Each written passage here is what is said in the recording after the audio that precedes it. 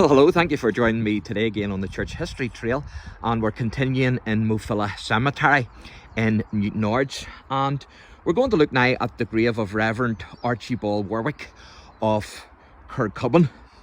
And on the 15th of October 1798, at the age of just 29, the Reverend Archibald Warwick, a Presbyterian minister of Kirkcudbright Presbyterian Church, was executed by hanging on a gallows that was raised between the manse and the church in an area that is actually now a public car park.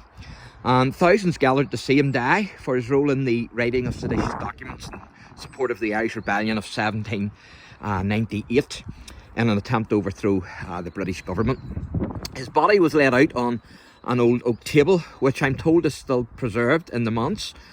And in the report of the Belfast Presbytery in 1799, it is stated that Mr. Archibald Warwick, who was under the care of the Presbytery as a student for the ministry or as a probationer, having been found guilty of treason by a military tribunal, was executed at Kirkcudbright in the month of October 1798.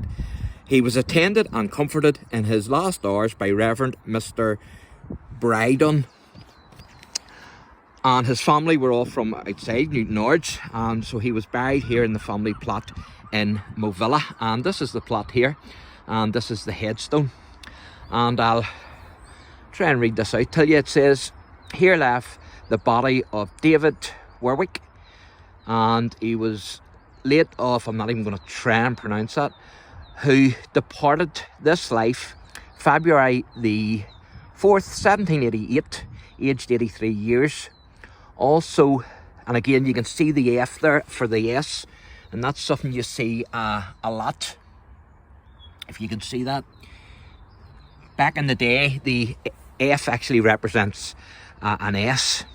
Also the body of his wife, Margaret Warwick, and it goes on, "who departed this life January the 21st, 1778, aged 63 years. Also the body of the Reverend Archibald Warwick," and it says grandson of the above David and Margaret, so he was their grandchild, "who departed this life October the 15th, 1798, aged 29 years. And so he was executed for his part in the rebellion. And then it goes on for other members of the family. But so that's the grave of Archibald Warwick, the Reverend Archibald Warwick. And in another wee video, when I was talking about the Battle of Saintfield, I said that the only minister that was executed for his part in the rebellion was the Reverend James Porter of Grey Abbey. But I was wrong, it appears, in that, because just lately I've actually come across Archibald Warwick, the Reverend Archibald Warwick. And so certainly there was at least two ministers who were hung, who were executed for their part in the rebellion. And so join me in the next wee video, where I hope to talk a wee bit about a man who is buried here, John Corey, but mostly about his brother, because his brother took part in the Williamite Wars in Ireland. So join me for that. God bless.